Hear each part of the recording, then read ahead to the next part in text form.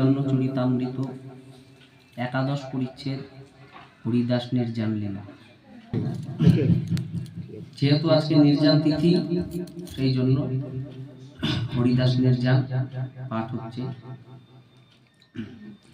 বন্দে অহং শ্রী গুরু শ্রীযুত পদকমলং শ্রী গুরু বৈষ্ণবাংশ শ্রীরূপং সগ্রজাতং সহগণ রঘুনাথং নিতং তং সজীবং সাদ্বৈতং সবধূতং পরিজন সহিতং শ্রীকৃষ্ণ চৈতন্য দেবং শ্রী রাধা কৃষ্ণ পদানো সহগণ শ্রী ললিতা বিশাখানিতাংশ आनंद लीलामय विग्रहाय हिमावतीच्छवि सुंदराय तस्मै महाप्रेम रसप्रदाय चैतन्य चंद्राय नमो नमो अनर्पित चरिं चिराग करुणाय अवतीर्ण कलौ समर्पयत उन्नत उज्ज्वल रसम भक्ति श्रियं हरिपुरत सुंदर प्रति कदम्बे सन्दिकृत सदा हृदय स्पंदने स्फुरतु वासुचिरनंदन पंचतत्त्वात्मकं कृष्ण भक्त रूप स्वरूपकं भक्त अवतार भक्ताख्यं नमामि भक्त शक्तिकं वृंदा वै तुलसी देव वै प्रिया वै केशवस्य च कृष्ण भक्ति प्रदे देवी सत्यवत्यै नमो नमो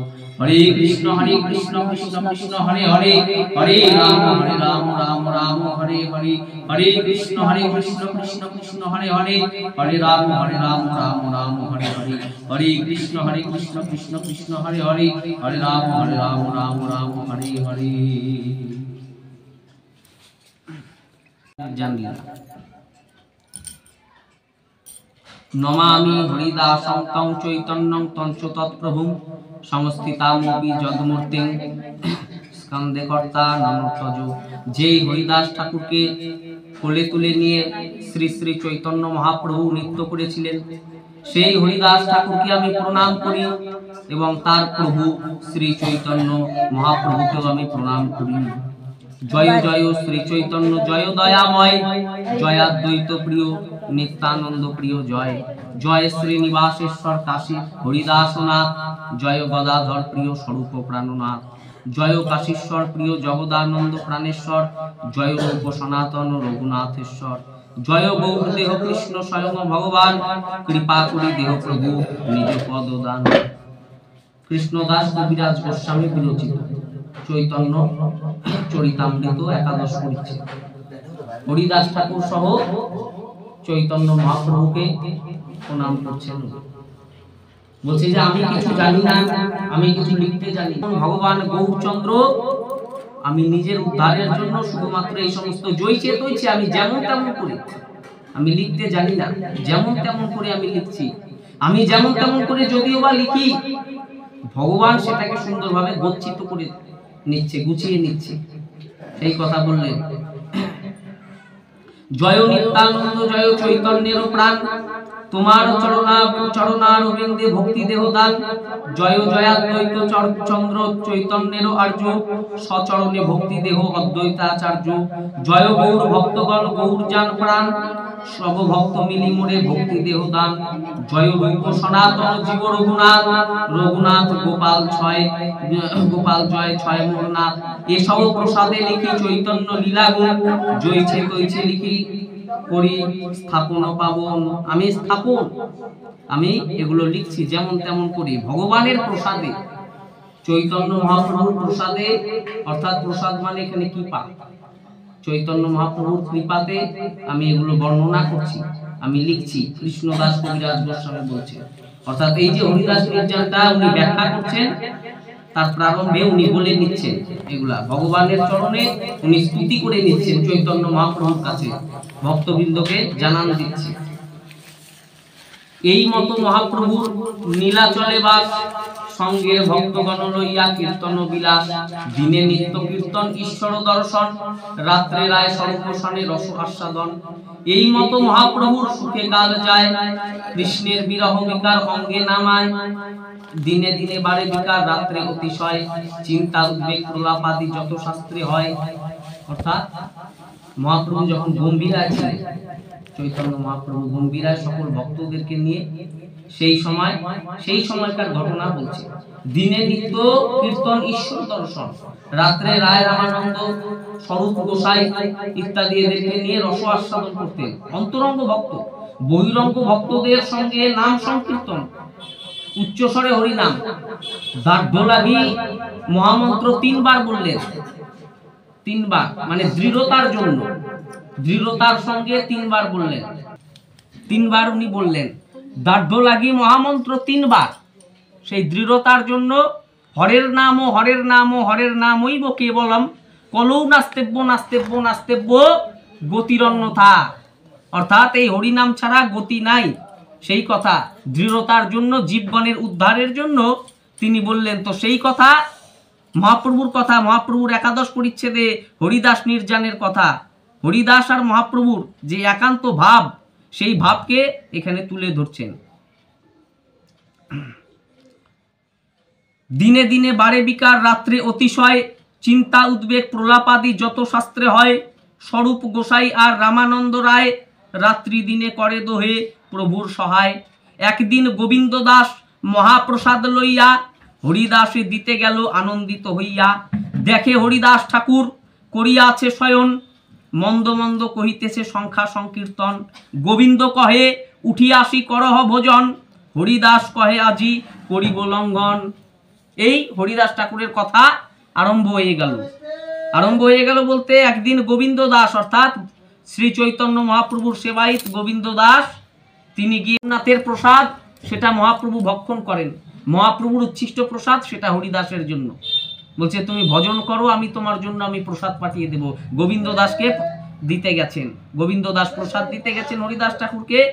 বলছে যে মন্দ মন্দ কহিতেছে সংখ্যা সংকীর্তন। বলছে আমি প্রসাদ গ্রহণ করতে পারবো না, কেননা আমার সংখ্যা সংকীর্তন। বলতে হরিদাস ঠাকুরের 3 লক্ষ হরিনাম, হরিদাস ঠাকুরের সংকল্প ছিল যে আমি 3 লক্ষ হরিনাম যদি না করতে পারি তাহলে আমি জলস্পর্শ করব না। উনি 3 লক্ষ হরিনাম ছাড়া উনি করেন না। তো বললেন যে কি জন্য 3 লক্ষ হরিনাম তুমি করো মহাপ্রভু? বলে যে 1 লক্ষ প্রভুর সুখের জন্য, 1 লক্ষ শ্রী চৈতন্য মহাপ্রভুর সুখের জন্য, 1 লক্ষ হচ্ছে আমার নিজের কল্যাণের জন্য। আমি যে নাম করি, আমি তো মনুষ্যকুলে আমার জন্ম, আমাকে তো উদ্ধার হতে হবে। তো আমার নিজের উদ্ধারের জন্য আমি 1 লক্ষ হরিনাম করি। 1 লক্ষ হরিনাম নিজের জন্য, আর 1 লক্ষ হরিনাম মহাপ্রভুর সুখের জন্য। আর 1 লক্ষ হরিনাম বলে আর 1 লক্ষ হরিনাম কিসের জন্য করো? বলে আর 1 লক্ষ হরিনাম সেটা হচ্ছে জীবগণের জন্য, জীব জাতি। সেটা উচ্চ স্বরে আমি করি, উচ্চ স্বরে করি জীব জাতির জন্য, যারা শ্রবণ করতে পারে না, যারা বলতে পারে না, কীট পতঙ্গ বিড়াল কুকুর ইত্যাদি, এই সমস্ত জীব জাতির উদ্দেশ্যে আমি আর 1 লক্ষ হরিনাম করি। 3 লক্ষ এই হরিনাম আমার সংকল্প, নালে আমি জলস্পর্শ করি না। বলে আচ্ছা ভালো, কিন্তু তুমি দেখো তোমার তো এখন বয়স হয়ে গেছে, তুমি এখন অসুস্থ, তুমি কি ভুলে গেলা? মহাপ্রভু বলছেন যে তুমি কি ভুলে গেছো, তুমি কি? উনি তো আসলে ব্রহ্মা, সবাই জানে ব্রহ্মা, ব্রহ্মার মোহনাস, ভাগবতের সাথে কানেকশন যুক্ত। ভাগবতে ব্রহ্মার মোহনাস, ব্রহ্মা ভগবানকে পরীক্ষা করলেন যে আজ আমি সৃষ্টিকর্তা ব্রহ্মা, আমি ভগবানকে পরীক্ষা করব। ভগবানকে আমি পরীক্ষা করব যে কেমন ভগবান। দাপর যুগে, দাপরের ভগবান উনি কেমন, তাকে আমি পরীক্ষা করে দেখব। ভগবানকে পরীক্ষা করবেন ব্রহ্মা। ব্রহ্মা অভিশাপগ্রস্ত হয়ে হরিদাস ঠাকুর মানে হারেশ মিয়া ওনার নাম, পিতৃদত্ত নাম, বাবার নাম হাবিউল্লাহ মিয়া। তো যাই হোক, তো বলছে যে ব্রহ্মা অপরাধ করলেন ভগবানের চরণে। বলছে যে না, কি অপরাধ? ভগবানের গরু বাছুর চুরি করলো। ভগবানের গরু বাছুর 24 জন সখা এদেরকে চুরি করে মোহিনী বিদ্যার মাধ্যমে গুহায় আটকাইয়ে দিল যে যাও। এখন ভগবানকে পরীক্ষা করলেন। যখন ভগবানকে পরীক্ষা করে ব্রজধাম থেকে ফিরে যখন উনি যাবেন, যখন ব্রহ্মলোকে প্রবেশ করছে, ব্রহ্মলোকে প্রবেশ করাতে ওইখানকার যে দাড়ি মানে দ্বার পাহারা দিচ্ছেন, ওখানকার পাহারাদাররা তারা আটকায়, বলে তুমি কে? ব্রহ্মাকে আটকায় দিল, আটক করলো। বলে কেন? আমি ব্রহ্মা, আমি তোমাদের প্রভু, আমি ব্রহ্মা, আমাকে আটকাচ্ছ? বলে আপনি ব্রহ্মা তা বিশ্বাস করছে না যে উনি যে ব্রহ্মা। বলে আপনি যদি ব্রহ্মা হন তাহলে ইনি কে? ইনি তো আমাদের প্রভু ব্রহ্মা। আমাদের ব্রহ্মা ওই যে পদ্মাসন আলো করে বসে আছে, আর আপনি যদি ব্রহ্মাই হবেন মশাই, তো আপনার গায়ের জ্যোতি কোথায়? ব্রহ্মা মানে তো দেবতা, সৃষ্টিকর্তা, তো তার গায়ের তো জ্যোতি থাকবে। আপনাকে তো সাধারণ মানুষের মানে ব্রহ্মাকে সাধারণ মানুষের মতো দেখাচ্ছে, ভগবান তার জ্যোতি হরণ করে নিচ্ছে। ভগবান জ্যোতি হরণ করে নিচ্ছে, যেহেতু পরীক্ষা করতে গেছে ভগবানকে, এ তো অপরাধ। ব্রহ্মাই হোক, দেবতাই হোক, আর যেই হোক, অপরাধ তো অপরাধই হয়। ভগবান তার জ্যোতি হরণ করে নিচ্ছে বলে আপনার কোথায়। আবার আর একজন দাঁড়ি বলছে যে এ হচ্ছে কোনো ব্রহ্মা ট্রহ্মা না, এ বোধহয় কংসের কোনো অসুর, এ অসুর হবে কোনো ছলনাকারী অসুর, এরকম ব্রহ্মা রূপ ধারণ করে। অসুররা তো সবই করতে পারে, সে অসুরই হবে। ব্রহ্মা দুঃখিত হয়ে গেলেন। ব্রহ্মা দুঃখিত হয়ে আবার ফিরে গেলেন। আবার ব্রহ্মা দুঃখিত হয়ে কোথায় ফিরে গেলেন? ভগবানের কাছে। ইতিমধ্যে 1 বছর হয়ে গেল এইটুকু যাতায়াতের মধ্যে, আর 1 বছর ধরে ভগবান লীলা করছেন। 1 বছর ধরে ভগবান লীলা করে যাচ্ছে। যেমন আগের মতো, যেমন গরু বাছুর গোয়ালা যেগুলা ছিল, রাখাল বালকরা ইত্যাদি সবাইকে আগের মতো তৈরি করলেন, পরিপূর্ণ, একদম পরিপূর্ণ সৃষ্টি করে দিলেন আবার আগের মতো, নিজের দ্বারা, নিজের মাধ্যমে। ভগবান নিজের মাধ্যমে, নিজের শক্তির দ্বারা, স্বীয় শক্তির দ্বারা ভগবান সমস্ত কিছু আগের মতো করলেন। যা ছিল, গরু বাছুর রাখাল বালক, হ্যাঁ, শ্রীদাম সুদাম আদি সখা যত ছিল সবাইকে তৈরি করলেন। আবার যখন ব্রহ্মা নেমে আসলেন, ব্রহ্মা ওগুলা দেখলেন না। ব্রহ্মা কি দেখলেন? যে চারিদিকে কৃষ্ণ, কৃষ্ণময় জগৎ দেখতে পেলেন। চারিদিকে যেদিকেই তাকায় সেদিকেই কৃষ্ণ। চারিদিকে দেখতে পাচ্ছে যে চারিদিকে কৃষ্ণ, পেছনে ঘুরছে কৃষ্ণ, সামনে ঘুরছে কৃষ্ণ। ব্রহ্মা ভগবানের কাছে ক্ষমা চাচ্ছেন। ব্রহ্মা হাত জোড় করছে ভগবানের কাছে যে আমার অপরাধ হয়ে গেছে, ভুল বুঝতে পারছে। কেন? উনি পরীক্ষা করলেন, উনি পরীক্ষা করে দেখলেন, উনি পরীক্ষা করতে নিলেন যে কি, যে দেখি আমি ভগবান কেমন, এই যে অপরাধ, সেই জন্য তার অপরাধ হয়ে গেল। বলে গরু বাছুর চুরি এ তো জবনের মতো কাজ। গরু বাছুর জবনের মতো, জবন মুসলমান। জবন কথার অর্থ হচ্ছে এক কথায় অসুর। ভগবানের আমলে ছিল কাল জবন। জবন মানে যে শুধুমাত্র মুসলমান তাও না, জবন মানে হচ্ছে যারা কৃষ্ণ বিদ্বেষী, ভগবানকে যারা বিদ্বেষ করে, হিংসা করে, ভগবান বিমুখ, তারাই হচ্ছে জবন।